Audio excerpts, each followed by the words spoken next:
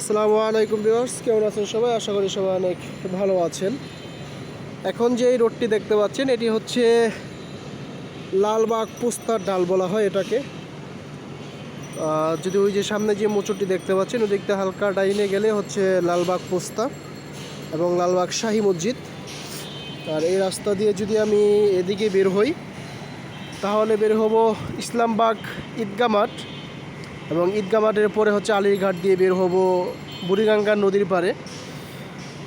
আর নিচে যেই একটি রোড দেখাচ্ছে, আমি দেখি রোডটা দেখাতে পারি কিনা, অন্ধকার লাগছে। এই যে দোকান এবং এই পাশে যে একটা দোকান দেখতে পাচ্ছেন, মাঝখানে যে অন্ধকার, এই অন্ধকার এদিকে একটি রোড আছে। রোডটা আমার ক্যামেরায় আসতেছে না, ওই যে গাড়ি আসতেছে দেখেন। এই রোডটাকে জোলাপট্টি রোড বলা হয় এবং এই রোডের মাথায় একটা আছে মাঠ, সেই মাঠটাকে বলা হয় জোলাপট্টি মাঠ। আসলে ওই যে গাড়ি বের হচ্ছে যেটা, এই রোডটা দিয়ে আপনি বের হতে পারবেন কিল্লা মোড়ে, এবং এই রোডটার মাথায় গিয়ে হচ্ছে সোজা আছে জোলাপট্টি মাঠ। বিশাল বড় একটি মাঠ, বর্তমানে মাঠ করে রাখছে। আগে খুব ভাঙাচোরা ছিল, এখন খুব গুছিয়ে মাঠটা করছে এখন, এবং সেই মাঠটাকে বলা হয় জোলাপট্টি মাঠ। কী জন্য বা কি, আমার নামটা উঠলে অনেক হাসি পায়।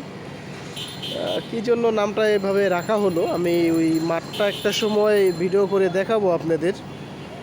এবং এই এরিয়ায় যারা থাকেন, কী জন্য এটার জোলাপট্টি মাঠ বানানো হয়েছে বা লেখা হয়েছে, কেউ যদি জেনে থাকেন আমার কমেন্ট করে একটু জানাবেন। এটাকে জোলাপট্টি কেন বলা হয়, জোলাপট্টি মাঠ কেন বলা হয়।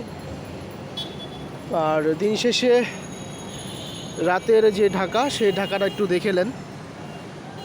রাতে অনেকেই ছাদে আসতে ভয় পায়, বিশেষভাবে যারা ভয় না পায় অনেকেই আসে, ছাদে আসে, কারণ এই সময়টা আসলে তো রাত্রে ঠান্ডা পাওয়া যায়, দিনের বেলা প্রচণ্ড গরম থাকে। এই হচ্ছে ঢাকার দৃশ্য, রাত্রের দৃশ্য। আমার ক্যামেরার যে ওদিকে যেটা আছে ওটা শাহী মসজিদ হবে, আর এদিকে হচ্ছে বুড়িগঙ্গা নদী, আর এদিকে যাব কিল্লা মোড়, আর আমি আছি এই পোস্তার ঢালে। তো যাই হোক, এই ভিডিওটা করা হয়েছিল যে জোলাপট্টি রোড এবং জোলাপট্টি মাঠ, এটা কী জন্য বলা হয়, কেউ যদি জেনে থাকেন অবশ্যই কমেন্ট করে জানাবেন।